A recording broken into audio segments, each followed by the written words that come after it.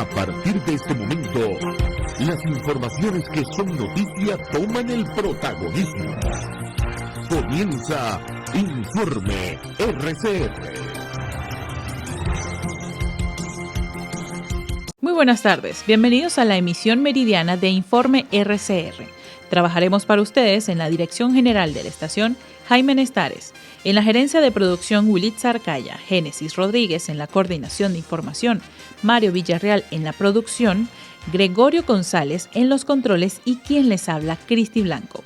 Recuerden seguirnos en todas nuestras redes sociales, en Twitter, @RCR750, en nuestra página web rcr750.com, la radio que se ve, y en nuestro canal de YouTube, RCR750.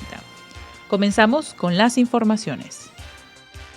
Congresista estadounidense Mario Díaz-Balart informó que el gobierno de Joe Biden está analizando y revisando la petición para que sea extendido el estatus de protección temporal, donde solicitaron considerar la reasignación de Venezuela.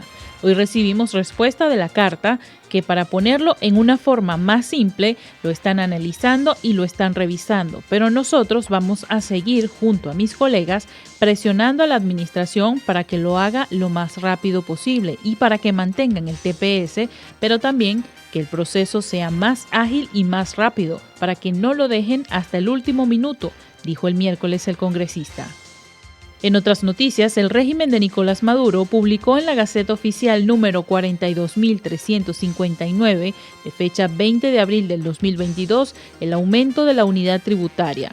El valor de la unidad tributaria pasó de 0,02 bolívares a 0,40 bolívares, lo que representaría un aumento de 20 veces. En otras informaciones, el portal del Servicio Europeo de Acción Exterior del Bloque de los 27, Peter Stano, condenó la posición de Daniel Ortega y Nicolás Maduro ante la invasión rusa sobre Ucrania. Nicaragua y Venezuela, lamentablemente, tienen regímenes que son totalmente opresivos contra su propia población, que están poniendo a los opositores políticos tras las rejas, que están atacando a los medios de comunicación libres e independientes. Así que creo que estos países están lo suficientemente desacreditados como para estar del lado de Rusia, dijo a nuestros colegas de La Voz de América, Peter Stano. En otras noticias, este miércoles fue juramentada como nueva presidenta del Tribunal Supremo de Justicia la magistrada de la Sala Constitucional, Gladys Gutiérrez. Esta es la segunda vez que Gutiérrez dirige el TSJ, luego de que entre 2013 y 2017 también presidiera el organismo. Fue miembro del movimiento Quinta República, fundada por Hugo Chávez, y en 1999 fue candidata por ese partido a la gobernación del estado Nueva Esparta, donde también fue diputada suplente de la Asamblea Nacional. En 2020, Gutiérrez fue impuesta como rectora del CNE para organizar las cuestionadas elecciones parlamentarias que fueron desconocidas por la comunidad internacional. En mayo de 2017 fue sancionada por Estados Unidos por su rol en el socavamiento del Estado de Derecho en Venezuela, por las sentencias emitidas en contra de la Asamblea Nacional. Durante su gestión como magistrada, declaró inadmisibles los recursos interpuestos por la oposición venezolana ante el presunto fraude cometido en las elecciones presidenciales de 2013, en las que Maduro se impuso sobre Enrique Capriles Radonsky, con solo 1,49% de los votos.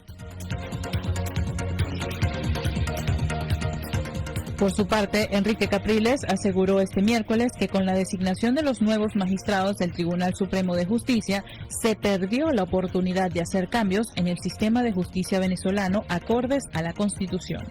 Para las 2 veces candidata presidencial, con la elección de este grupo de 20 personas que conformarán el Supremo venezolano durante los próximos 12 años, nuevamente la gran derrotada es la justicia.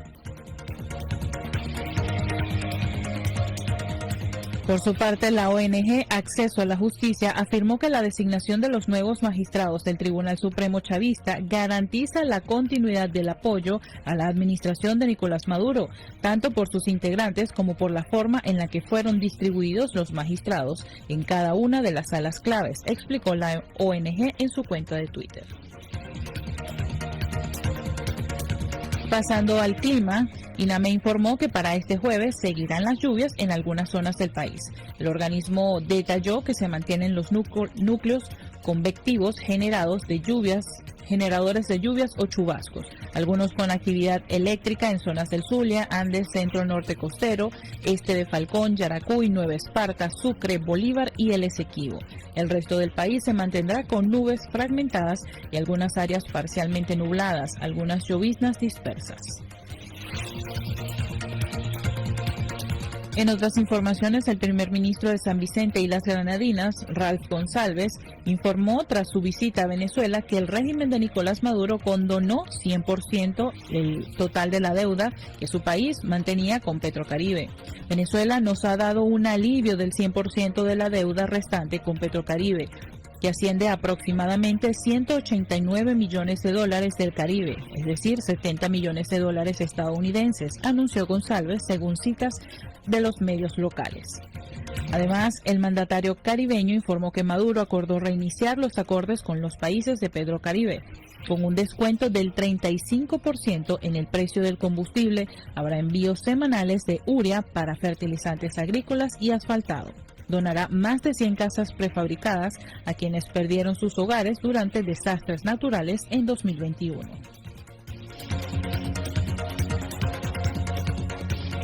Y en declaraciones a RCR, el sindicalista petrolero Iván Freites aseguró que el convenio Cuba-Venezuela y con Petrocaribe lesiona la soberanía nacional. El convenio con Cuba es tan grave que se aprueba todos los primeros de enero automáticamente, sin que la Asamblea Nacional discuta si ese convenio se va a ratificar. Eso es una violación a la Constitución Nacional y se está haciendo desde el 2005, condenó.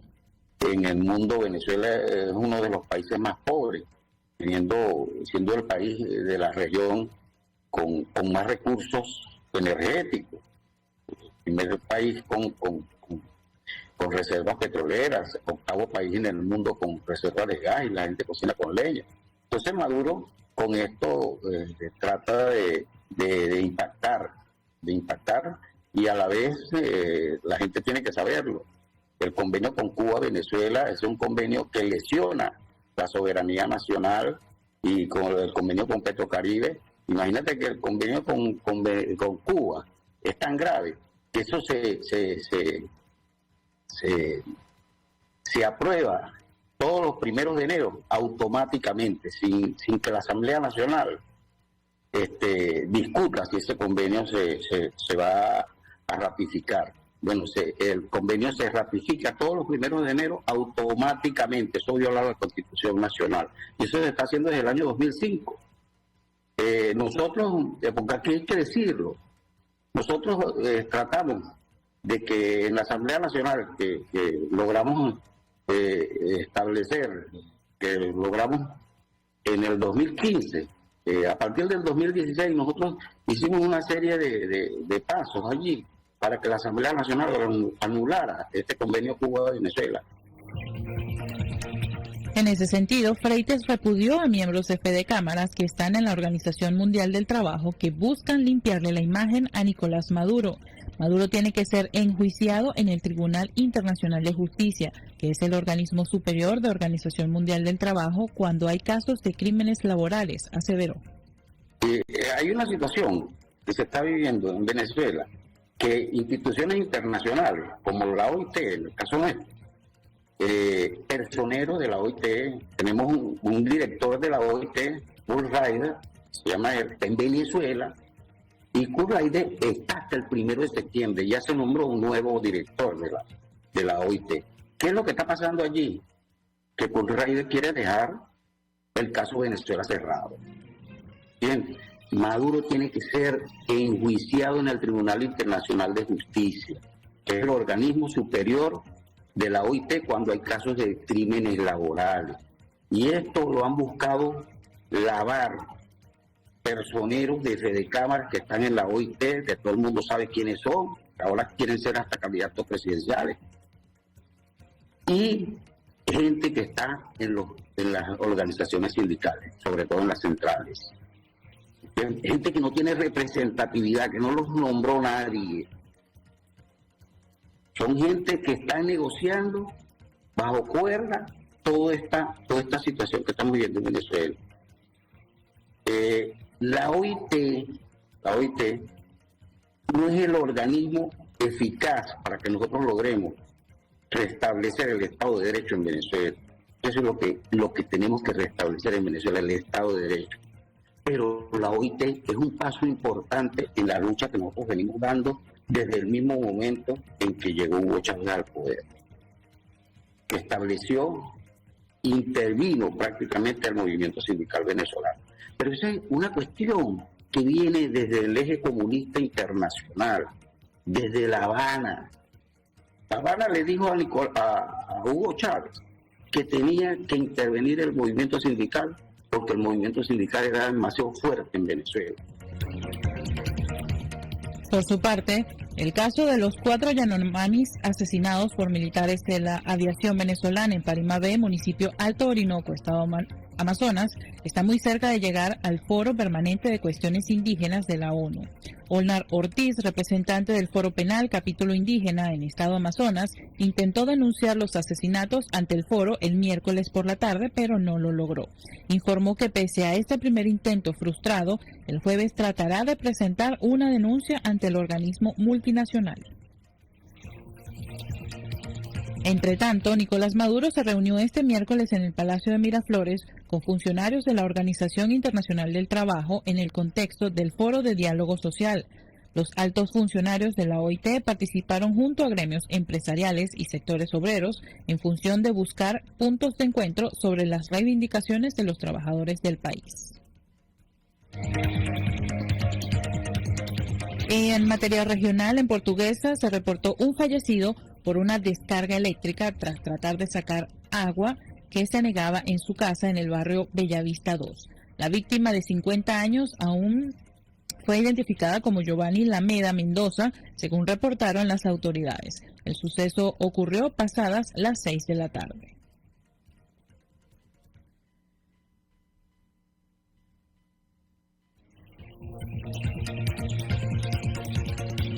Y pasamos a Barinas, donde se reportó que el sector Barrio Continental se originó una zona de emergencia por la obstrucción de alcantarillas debido al caudal de agua, lo que generó el desborde del canal. En el estado Táchira, Freddy Bernal informó que las precipitaciones afectaron a 9 municipios y 7 aldeas. Bernal aseguró que no se registran pérdidas humanas ni familias damnificadas. Informó que el Ministerio de Obras Públicas enviará maquinarias a la zona para despejar la vialidad que ha sido impactada por los derrumbes.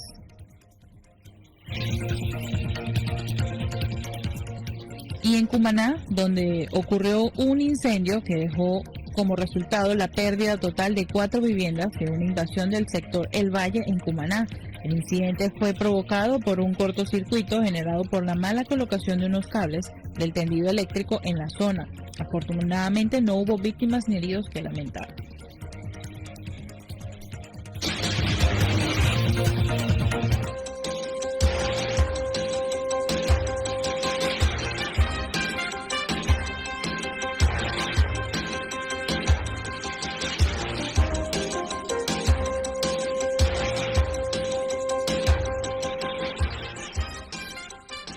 Y en economía, Carlos Núñez, profesor de economía de la Universidad de Carabobo, rechazó que Venezuela tenga la economía más pobre del continente.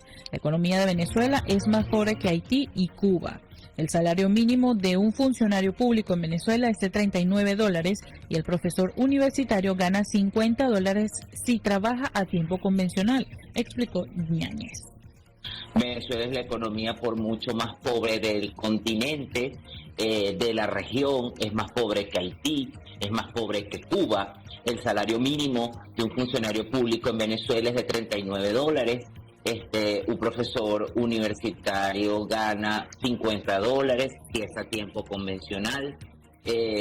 Obviamente eso no permite la subsistencia y ahí hay una suerte de default selectivo en la administración pública cuando el Estado, por una política ultracontractiva, que es lo que explico en el artículo publicado en el diario El Carabobeño, logra contener las cifras de inflación en la economía venezolana, por una política de desaparición, de colapso del sector público, frente a un sector privado que tímidamente ha demostrado que puede sustituir al sector público, pero traslada ineficiencias a sus estructuras de costos, porque el sector público tiene que entonces financiar la provisión de energía eléctrica, la provisión de servicios de Internet. El día de hoy, la empresa más grande de Internet por fibra óptica está reparando uno de los cables submarinos que surten a la República Bolivariana de Venezuela, y hay pues dificultades, digamos que más que evidentes en la comunicación. Comenzaron las lluvias en la ciudad de Caracas, la situación es alarmante. La ciudad de Valencia está bajo las aguas, el sur de la ciudad de Valencia está literalmente bajo las aguas, que era una situación que se advirtió desde el mes de septiembre, mes de octubre y mes de noviembre del año 2021, del 2021, donde el agua de cloacas circulaba por estos sectores del sur de la ciudad de Valencia, y hoy amanecieron literalmente bajo las aguas. Y es momento de hacer una pausa. Ya regresamos con más de su informe RCR.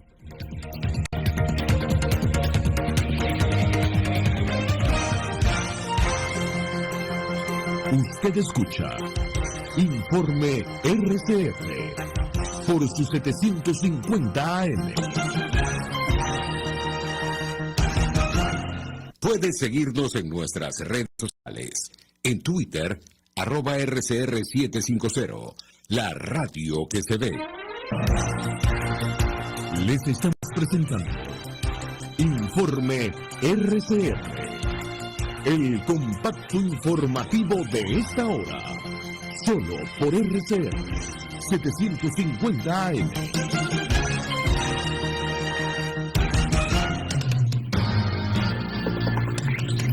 Internacionales.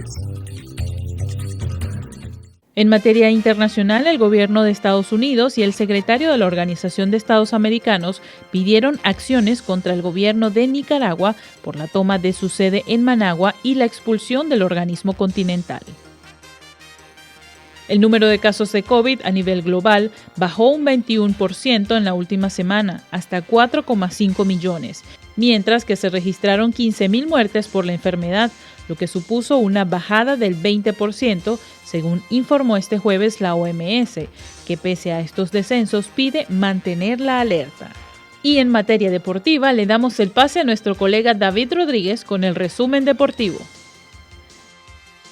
Vamos a iniciar las informaciones con béisbol de la Gran Carpa, porque Odubel Herrera sigue encendido con el madero, ya que conectó su segundo jonrón en apenas 2 días, aportando para la causa de los Phillies de Filadelfia.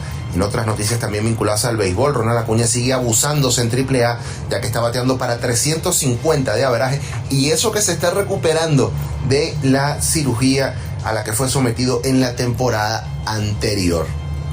Otras informaciones: el outfielder John Jay, quien en su oportunidad vistió los colores del uniforme de los Leones del Caracas en la LVP, anunció su retiro como beisbolista profesional.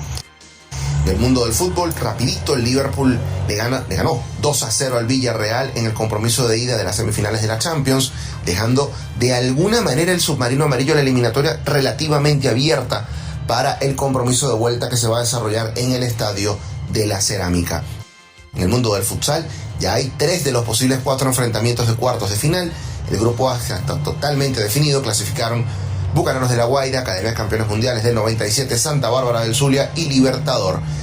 Hasta el momento en el grupo B están clasificados Centauros de Caracas, Vikingos de Miranda y Dragones de Carabobo. Esta noche se decidirá el cuarto clasificado en el compromiso entre Tigres de Aragua cuando se mida ante Futsal La Fría del Sur. Les invitamos a resguardarse en sus hogares, a cuidarse del COVID-19 y les deseamos un feliz día. De esta manera concluimos este informe RCR en su emisión meridiana. Continúen con la programación de su RCR.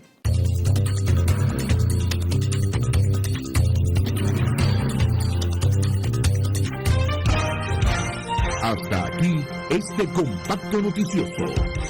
Manténgase en nuestra sintonía, porque estaremos informándole de la noticia al momento de producirse. RCR 750 AM.